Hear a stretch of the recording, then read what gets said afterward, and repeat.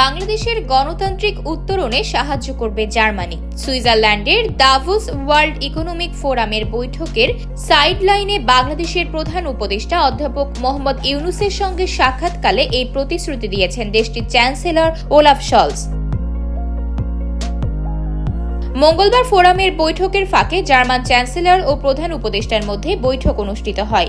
বৈঠকে দুই নেতা জুলাই অভ্যুত্থানের কারণ, বাংলাদেশের প্রতিবেশী দেশগুলোর সঙ্গে সম্পর্ক, রোহিঙ্গা সংকট এবং মিয়ানমারের নিরাপত্তা পরিস্থিতি প্রভৃতি বিষয় নিয়ে আলোচনা করেন। প্রধান উপদেষ্টা আরও বলেন, তিনি ৬টি কমিশনের দাখিল করা সংস্কারের প্রতিবেদনগুলোর বিষয়ে রাজনৈতিক দলগুলোর মধ্যে ঐক্যমত প্রতিষ্ঠার জন্য চেষ্টা করছেন। ঐক্যমত প্রতিষ্ঠিত হলে রাজনৈতিক দলগুলো জুলাই সনদে স্বাক্ষর করবে, যা জুলাই ও আগস্টে ছাত্র নেতৃত্বাধীন গণ অভ্যুত্থানের গণতান্ত্রিক চেতনা বজায় রাখবে।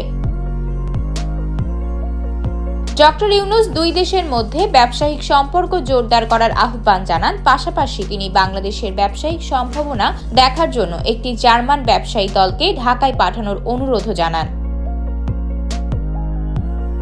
একই সঙ্গে তিনি জাতিসংঘের তত্ত্বাবধানে মিয়ানমারের রাখাইন রাজ্যে রোহিঙ্গাদের জন্য একটি নিরাপদ অঞ্চল তৈরির জন্য শলজের সহায়তা কামনা করেন। এসব বিষয়ে বাংলাদেশকে পূর্ণ সহযোগিতার প্রতিশ্রুতি দেন জার্মান চ্যান্সেলর।